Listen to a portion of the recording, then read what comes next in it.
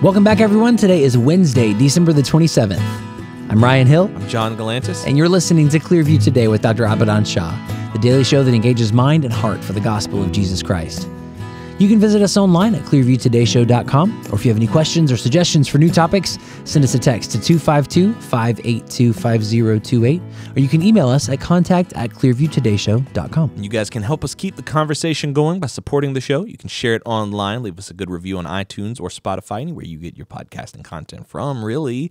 We're going to leave a link in the description so you can do just that. And today's verse of the day, Ryan, you want to sing the verse of today? Today's verse of the day? I would love to. Because you know it's coming to us from Psalm 103. Ready? Bless the Lord, O my soul, and all that is within me. Bless his holy name.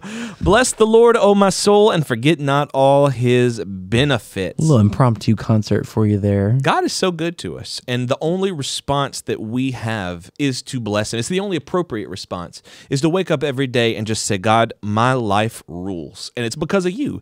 Even when my life doesn't feel like it rules, I have everything that I need. I have air to breathe. I have food to eat. I have clothes on my back, food on my table, water in my bottle. And it's just so, I just got thirsty. Water in my bottle. Well, you know, it's funny that you say that because, so I was a psych major in college. Brag about it. And then... Okay. Just joking. So, anyway, go ahead. And one of the things we learned about was it's called CBT, which is cognitive behavioral therapy.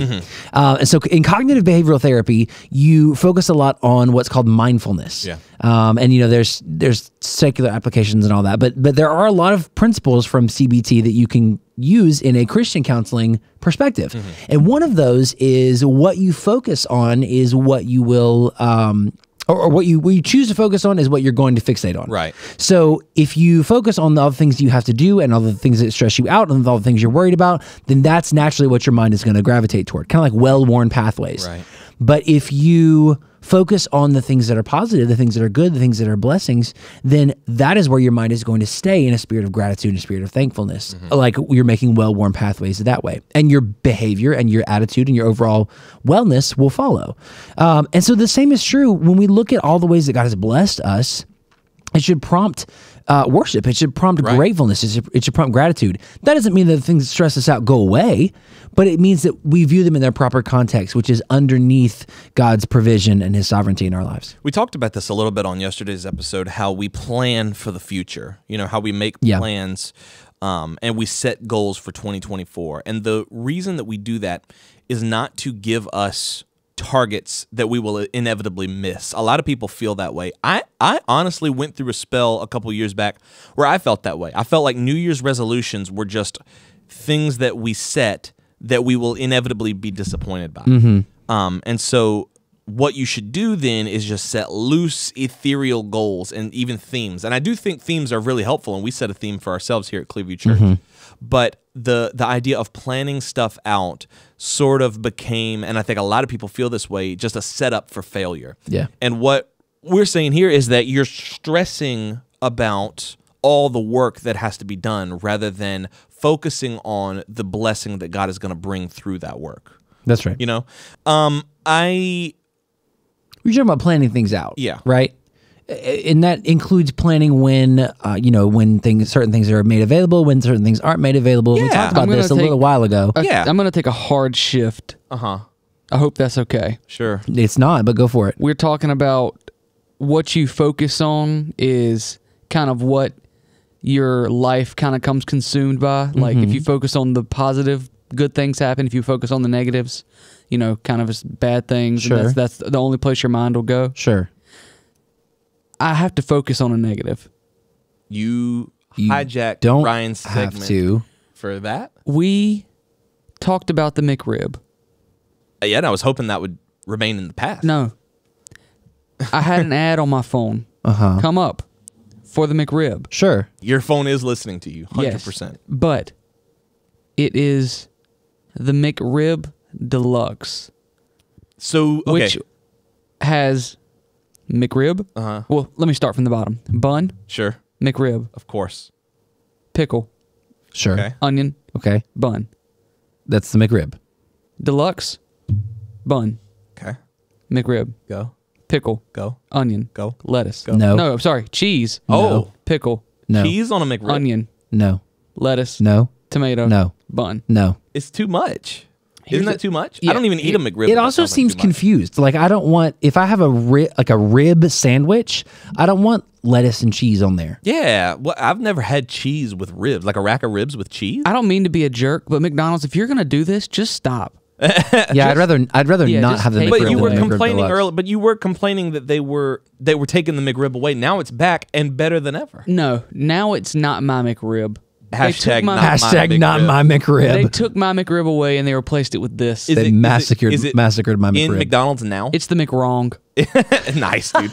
Is it in McDonald's right now? From what I've seen, it's Can like you get the there's- regular McRib? Hang on. Like, think is you that can. still an option, Yeah, or is it, yeah, are we I only think deluxe that you now? can. I want to look up the. All right. Well, I guess if you can still get the whole regular thing, McRib. The whole thing is the deluxe. You It's can't like get a if you- regular McRib. It's like if you go to Chick-fil-A and you get a Chick-fil-A sandwich, you can also get a Chick-fil-A You can also get a deluxe. Let's look up a. As long picture as you of can get the regular McRib, I think that's probably fine. It's weird, but it's probably fine. it. Yeah, why the McRib deluxe? Okay, so it does have cheese. Now I'm not gonna lie, that looks like a good sandwich. No, gross. You don't think so? No, with the I would cheese take on it? No. It looks. I mean, I'm looking at probably a plastic prop, but No, I don't. I mean, it looks good. The cheese is doesn't melty. It's got like the barbecue sauce drip. I might actually swing the other way and go for the McRib deluxe. No, I don't think. Should so. we eat McRibs on the show? No, I've never had a McRib.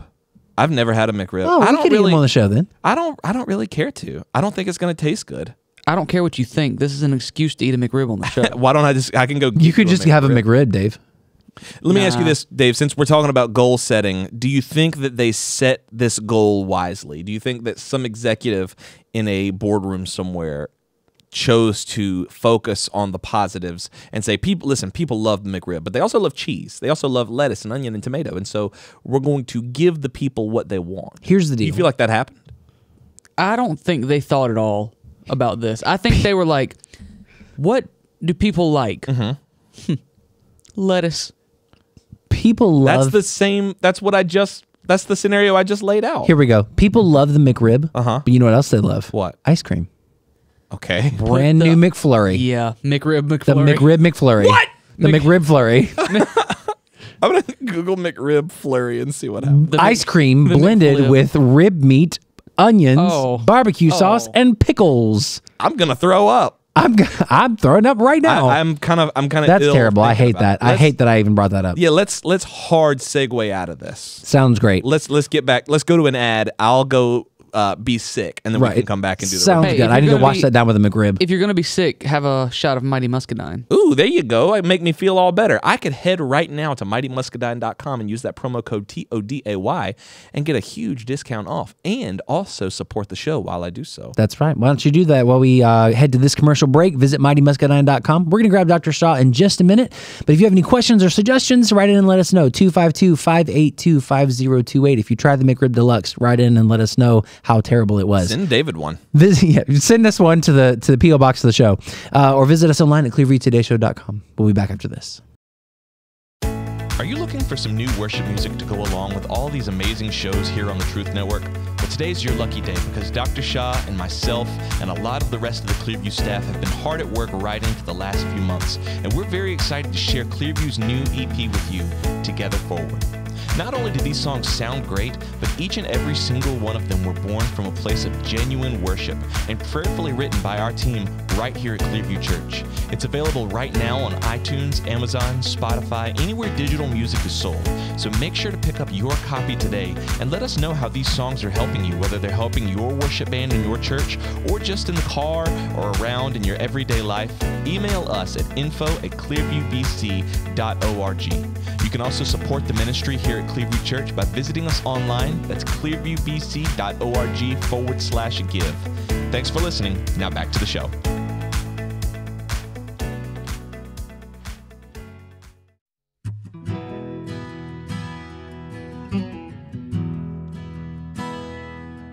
Welcome back to Clearview Today with Dr. Abadan Shah, the daily show that engages mind and heart for the gospel of Jesus Christ. You can visit us online at clearviewtodayshow.com, or if you have any questions or suggestions for new topics, send us a text to 252-582-5028. That's right, and we are here once again in the Clearview Today studio with Dr. Abadan Shah, who is a PhD in New Testament textual criticism. Dr. Shah, good to see you this morning. Good to see you guys as Merry, well. Merry Christmas the 27th. We're done. I thought we were done. We had the Boxing Day blues. We got through it. No. Yeah, it's time to start looking forward to New Year. See, here's the thing with you. I am looking forward to New Year. You gloss over Halloween. You gloss over Thanksgiving, but you won't even give New Year's a chance. I don't. We've got New Year's in 3 days. 2 days, really. And we can celebrate that in the spirit of Christmas. So happy Christmas, New Year. Happy Christmas, New Year. Amen. All right. Very cool. I'm getting more and more frustrated by the second.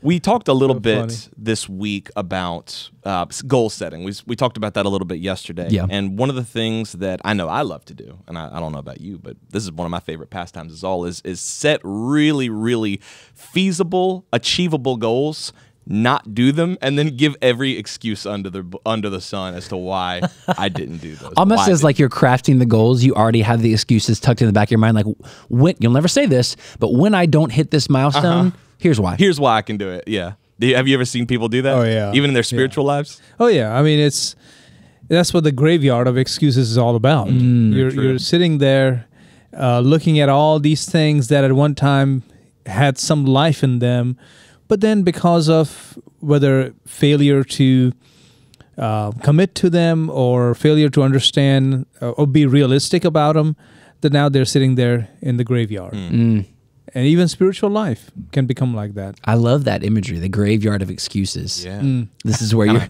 this is where your goals go to die. Episode after all.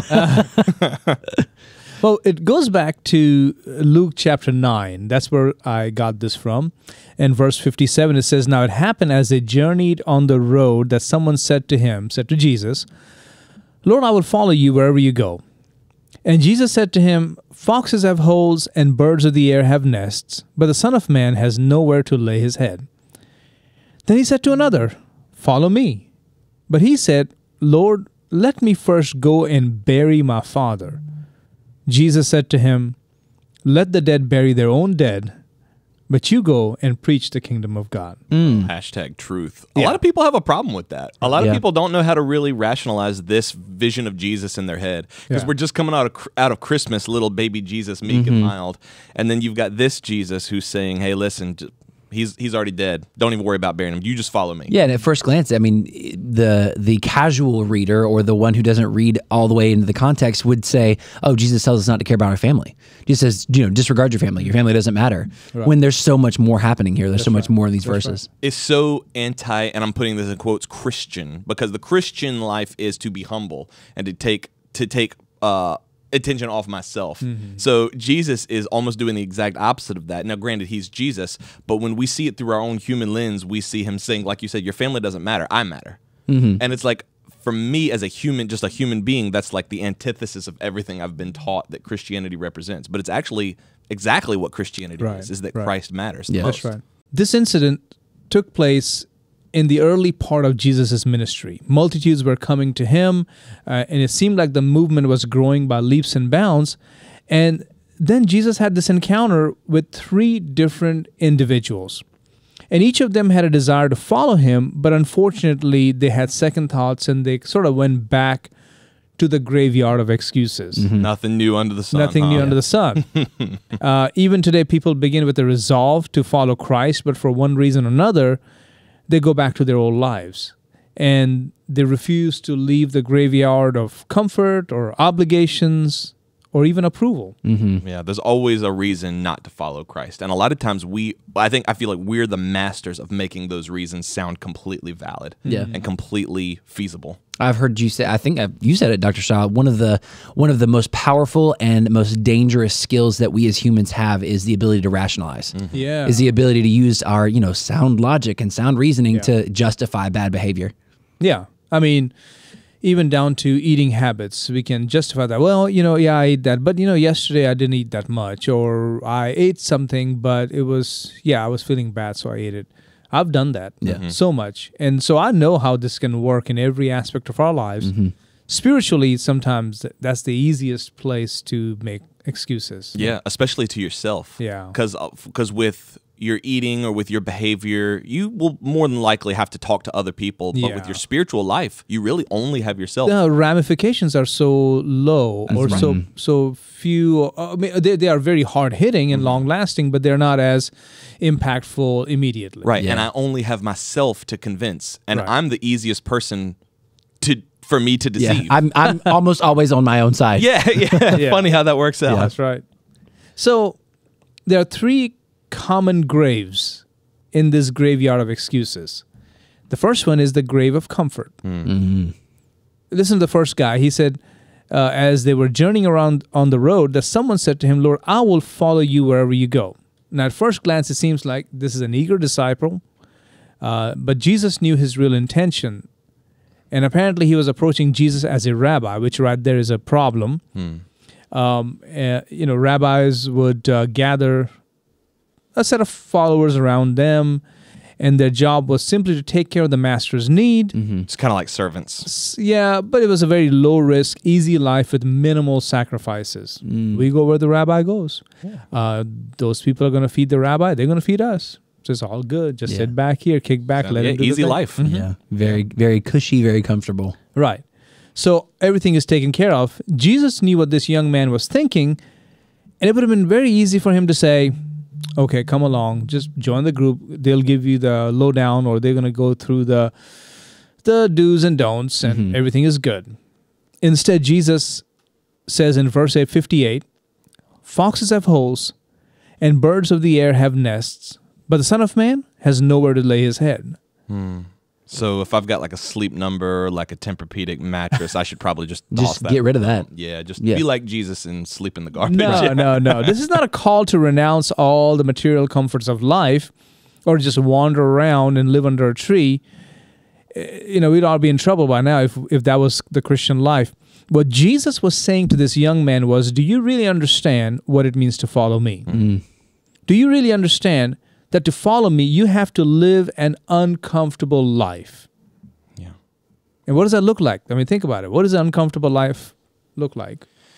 Well, I'm thinking of just like all of the spiritual discipline that you have to have now. We've been talking about that the past couple of days. I know we're going to talk about it a little more coming up, but just now I can't do what makes me feel good. Yeah. I have to do what's right. I have to do what Christ says to do. Oftentimes it may be more comfortable for us to remain in a state of bitterness or a state of, holding a grudge against somebody, or just holding onto this hurt that's been done to us. Because that's, we feel justified in that, or we feel like it's weird to think, but we've been hurt, but holding onto that hurt is almost more comfortable than letting it go. Well, I even think about like you're now slaves to righteousness. So I don't. It's not even that I have to do it. It's I don't have the right to tolerate the sin in my life that I used to do. Yeah.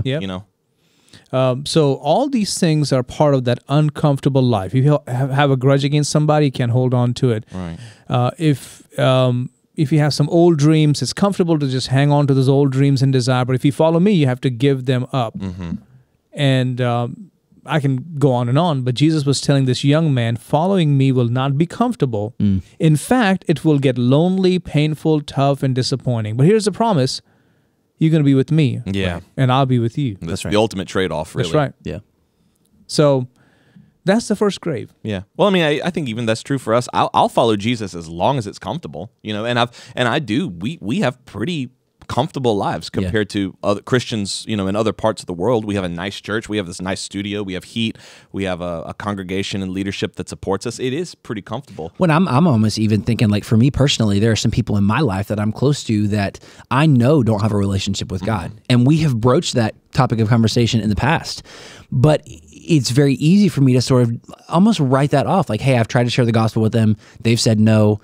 We'll just move on. It's done. Yeah. But that's me allowing myself to fall into the grave of comfort. Right. Yeah. I don't want to broach that again because it's uncomfortable. Yeah. It makes me uncomfortable. It makes them uncomfortable. But do I care more about my comfort, or do I care more about this person's eternity? I want to dig deep into my faith as long as my pastor does the digging. Right. You know what I mean? Right. I want to sacrifice for Christ, but someone else has to foot the bill for me. I want to dig deep into my faith, but I'm going to hand my pastor the shovel. Yeah, he's got the shovel. he's trained. I'm not, But the second grave in this graveyard of excuses, again, going from Luke chapter 9, is found in verse 59. This is the grave of obligations. it says, then he, meaning Jesus, said to another, follow me. But he said, Lord, let me first go and bury my father. Now, at first it seems kind of strange. Was this man's father dead and just lying in state at home? I mean, is there a funeral service about to happen? No, what he's really saying is this: my father is up in age. I need to be there for him. Once God calls him home, then I can follow you. So common. Yeah. I'll follow you as soon as things settle down. Let me just get my life under control. Yeah. And it's funny because we all say that we don't say that. We make fun of people who say that, but that is Christianity to a T. Let me just get everything under control, and then I'll be there. I'll be there. And without knowing that, I mean, this is what, again, at first glance, people look at this and they're like, wow, Jesus didn't even let this guy bury his dad. But his dad wasn't dead. Right. It's not like he's calling him out of the funeral service like, hey, it's time to go. It's a manner of speaking. We have obligations, things we have to do, and then we have the luxury of Jesus. That's how people see it. We'll partake in the luxury once my responsibilities are done. Right. And it's a delusion because, I mean, let's just go by what he's saying. His father is going to die one day. But then what's going to happen after that? Of course, there's the funeral services. I'm sure there's going to be all those things, expenses. But then somebody's going to have to divide up the inheritance. He may have to share with his siblings, and that may be unfair, and somebody's going to fuss, and there may be a court case or whatever. Who knows how long it'll take to finally really bury his father and everything that goes with something else. Yeah, there'll always be something. Well, we're trying to sell his house, so I'm trying to go ahead and get the repairs done. Yeah. Man, it's been a rough year, but I promise you, next year we're gonna get back in. But next year, something else came up. We got to fix the septic tank in my father's house. Yeah, and unfortunately, it can only be done on Sunday morning between the hours of 8 and 11. So That's it. Yep. That's the busiest But time, as soon as things settle down, Lord, as soon as they settle down, I'm there. Could you do the septic tank after church on Sunday? I wish. Oh, I wish I could. Yeah. But we got a family barbecue. Yeah, we got family pictures. Hate But that. I love his response. Jesus' response is like, let the dead bury their own dead. That's right. But you go and preach the kingdom of God. So it sounds like Jesus is being sort of insensitive, ignoring this man's duty to his aged parents. But no, he's actually saying, no, you're making an excuse. And I know you're making an excuse because the Bible talks about honoring your father and your mother. So here Jesus is not saying that. What he is saying is life is a way of keeping us obligated, especially for looking for excuses. If there's not one obligation, there'll be another. After the children grow up, after they're done with college, or after they get married, or after the grandkids go to school, it's never done. Right. So how long are you going to wait? Yeah. We're always waiting for things to settle down in our lives to the point where every trivial concern, essentially, and even the essential ones, they all become essential. And when those trivial concerns keep us from Christ, it's so easy to drift away. Yeah. So easy to even shift your thinking into thinking that Christ really is not that essential. I'll get to it when I have time. It's such an insidious thing, too, because none of these things are bad things. I mean, it's not bad to be there for your kids. It's not bad to be there for your grandkids. It's not bad to see them off to college or see them get married. But when those things when they start threatening to take the place of God in your life, when they start threatening to supersede that relationship, I mean, that's when you start getting in trouble. Yeah, absolutely. Right. So we looked at the grave of comfort. We looked at the grave of obligation. But now there's one last grave. That is a grave of that one last glance. Oof. That's a killer. One look back. Yeah. Let me just soak it all in. Yeah. So it says in Luke 9:61, another also said, Lord, I will follow you, but first let me go and bid them farewell who are at my house. Again, sounds pretty reasonable. Yeah. Can I say goodbye? Yeah. Yeah. Let me just go. Let me just one peace last out. hug. I'm gonna do adios and we'll go. Yeah. We'll split. That's right. So this was really not about bidding farewell to loved ones. It was about taking that one last glance. Go stand there and just take a deep breath and just reminisce. Just take that one last stroll down memory lane. Yeah. And just one last hug. And just one last, looking through the photo album. You know what it reminds me of? It reminds me of Lot's wife in That's Genesis. what I thought of as soon as we said one last glance. I was like, that's how you get turned into a pillar of salt. Yeah, because that one last glance seems harmless. Yeah. What do you think, Dave? Literally, I was like, that sounds like Lot's wife. I'm gonna grab my mic and pull it down. And John was like, you know what? That sounds I like didn't mean to Lot's steal wife. your thunder, man. I'm sorry. It's hard to see you over there. My bad. Yeah. I would have given it to you. You didn't Take steal it the out. one last glance Hey, look, to you look can, at me. You edit. You can just edit it out until where it sounds like you. Nah, this sounds pretty fun. That's all good. So, even today, people turn into, if you're going to continue that analogy, the pillar of salt with that one last glance. Mm-hmm.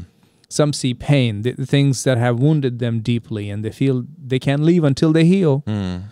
Some see regrets, things they wish that they had done differently, and they feel they can't leave until they fix those things. Some see failure, places where they messed up in life, and they feel their past would repeat again. Some even see disappointed faces, people in their life that are hurt because they're following Christ, and they feel they can't leave them. So all these things get in the way. And it's such a dangerous order of things, because I know order and method matters so much. And what we're saying is, I want closure, then Jesus. Yeah, that's true. And that's that last hook the enemy will put into you and say, nope, come on back here. Yeah. Or the world, the flesh, whoever, Yeah. To pull you away from following Christ. Yeah. And following Christ does not mean, listen, let me clarify. It doesn't mean you got to become a missionary or a pastor or submit to some ministry. No, following Christ can be just obedience in your life. Just something in your life that you need to turn over to Him. Some area in your life where He needs to be more in charge than He is right now. That's what we're talking about here. Yeah. Can I share like a personal how this has impacted me? Please. So there was a time in my life before coming to work here at Clearview. There was a time in my life where I was, like job application after job application, trying to find a church, a ministry setting to work in. I was in seminary, and just hitting apply on different jobs, and I was so frustrated. I was so discouraged. I was working several jobs, had tiny little kids at the time, and it was very stressful on me, on my wife. And so my family, loved them, meaning well, would say things like, well, why don't you come back here and we can help you find a job. We can help you look for a place. And I just didn't sit right with me. And so there was one application that was left in this portal on the website, and I was like, Lord, I'm so frustrated, I'm so tired, I'm so burned out on trying to apply to different jobs, going through the interview process. I'm done. I'm gonna hit apply on this one, and then I'm not doing it anymore. I'm tired of being disappointed. I'm not doing it anymore. If you want this to work out, you've got to take it. Otherwise, we're heading back home. So I hit submit, and then 2 days later, Dr. Shah is when you called me and said, hey, I'd like to talk to you about the position here at Clearview. And I'm so thankful, so thankful that God brought me to a place where I was done with that one last look. I was done with that one last glance, because I was like, God, it's up to you. If you want to do this, you're going to have to do it, and I'll follow you, but I'm tired. And if that didn't work out, I would have fallen into this grave. Yeah. I would have fallen into this, go back home with family. Not that I don't love my family, not that they're not happy that we're here, but I would have missed God's plan. I would have missed God's plan for me, for our family, for us to be here at Clearview, to be working alongside you and John, you and David and Nick. Life would have turned out very differently. Yeah. And for us too, life would be very different. That's right. If either of you guys, John, Ryan, David, Nick, or the people in the office were not here. I mean, this is, these guys have been, and girls have been prayerfully chosen to be part of this team. Prayerfully chosen, because ministry is a lot of fun, but it's not easy. That's right. I mean, there are struggles, there are problems, there are places you have to work in your life. Like in other places you can work, but you can almost separate your personal life from your work life. In fact, not only can you, it's encouraged. Yeah, it's you encouraged. keep your problems at home. Right. Here is just the opposite. It's like, no, bring your problems here. We want to help you. We want to work with you. We want you to use those to let God work through you in changing lives. Right. So it's actually an asset in a way. Oh yeah, because at a normal job, and I put quote unquote normal job, I mean a job that's not ministry or related around Christ and the church, they don't want your problems. They want your productivity. Right. You know, they don't care what's going on with your mother. In fact, it's much better that they don't know, because what I want is what you can supply for me. Yeah. Right. This is what can we supply for you so that together we can impact the whole world with Christ. And that's where even this radio show comes in. That's right. And I have to say, without a shadow of a doubt, that our team here at Clearview are people who are not living in the grave of excuses. You know, yes, time to time we often go to that graveyard and look inside that grave and say, looks like a nice place. Those bones look interesting. Lay down for just a second. I can just lay down. Yeah, I can't go to the one last glance. I can't go to the grave of obligations, and I can't go to the grave of comfort. I have to keep following Christ. And that's what Jesus said, right? I'm going to read that passage here in Luke 14:26. If anyone comes to me and does not hate his father and mother, wife and children, brothers and sisters, yes, and his own life also, he cannot be my disciple. And whoever does not bear his cross and come after me cannot be my disciple. And as Jesus told that man who said, can I just kind of bid them farewell? Jesus said in Luke 9:62, no one, having put his hand to the plow and looking back, is fit for the kingdom of God. That's right. So helpful, especially as we look ahead into the new year, come out of the graveyard of excuses and start setting goals and start following God and being obedient to him in every area of your life.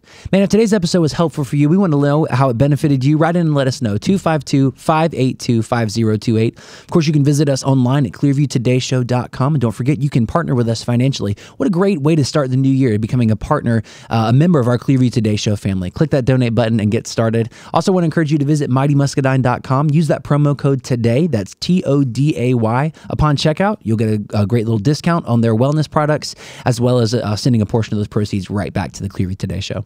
John, what's coming up tomorrow? Two things: perspective and God's sovereignty. Ooh. Seem kind of like they're distant, right? They're kind of set apart. It's my view on the world and then God's view of how things actually are. But they're much more related, because how you see your life, whether it's the past or future, that's a direct result of what you believe about God's sovereignty. And Dr. Shah, you've said this in the past, what you believe about God's sovereignty really dictates every aspect of your spiritual life. Yes, it does. We're going to talk about that a little bit tomorrow. Love it. Make sure you guys tune in. We love you guys. We'll see you tomorrow on Clearview Today.